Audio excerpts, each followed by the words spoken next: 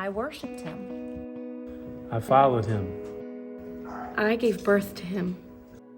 And in that hour, That awful hour, His hour of need, I stood there I stood there. I stood there. and watched him die. They say I was possessed. Evil spirits, demons. That's what they called them. And I wasn't myself, not at all. That much is true. The way my life was then, I can't explain it. It was as if something had taken a hold of me and wouldn't let go. So then Jesus arrived, a man who could perform miracles, a man who could save your soul. Well, what else could he do but throw myself at his feet and plead with him to help me? I remember he put his hand on my head, and immediately I felt lighter, as if his hand was pulling all the darkness out of my soul. He said some words, I don't remember exactly what they were. And when I looked up, all I saw was his smile. That warm smile filled me with so much love, just love for me, a girl he had just met. I always thought I'd spend my life on the sea. It was in our blood, James and me. My earliest memory is holding the end of a rope while my father tied knots, watching him twist the rope with amazing dexterity, his fingers light and nimble, his knots strong and secure. But that day, a day like any other day, a day spent out at sea, many fish caught, many nets to mend, that was the day my life changed. When Jesus called James and I to follow him, we were no longer fishers of the sea, we were fishers of men.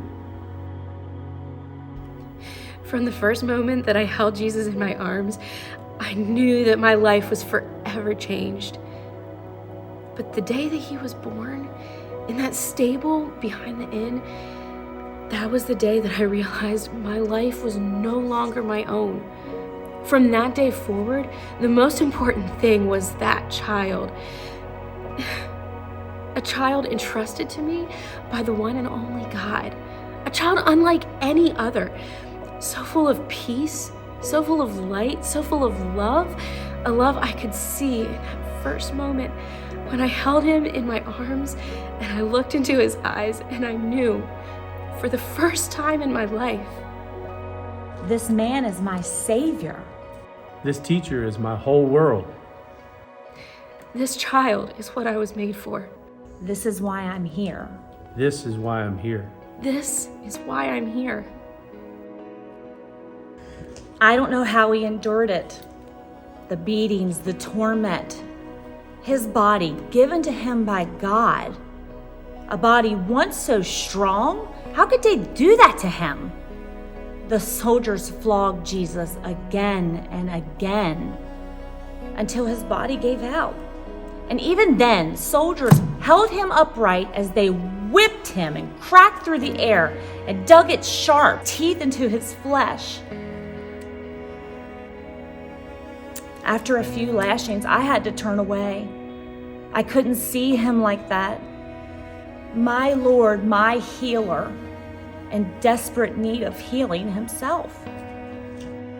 I get it. When Jesus was arrested, many of his disciples worried they would be next. I was frightened too. I knew it meant I might be arrested too, but I had to take that chance. I couldn't abandon it, Jesus. Not then, not ever. The worst was when they forced him to carry his own cross. I wanted to step in. I wanted to take away that burden, but the crowd was too great. The soldiers' swords too sharp. A mother shouldn't outlive her children. That's not the way it's supposed to work. It's not natural. Hadn't I done exactly what God asked me to do? Hadn't I borne his son? And now I must watch him die. As they nailed him to the cross, piercing the flesh in his hands and his feet, flesh made inside my own, I wanted nothing more than to take his place. But I couldn't. There was nothing I could do. There was nothing I could do. There was nothing that I could do. We waited there next to the cross, his mother and I, and one of the disciples. John, the one Jesus loved so much, his friend, his brother. Even in his final moments, he didn't think of himself. He saw us standing there, and he called down to Mary and said, "Woman, look, here is your son." And to the disciple he said, "Look, here is your mother, He wanted to make sure that I was protected. cared for." loved.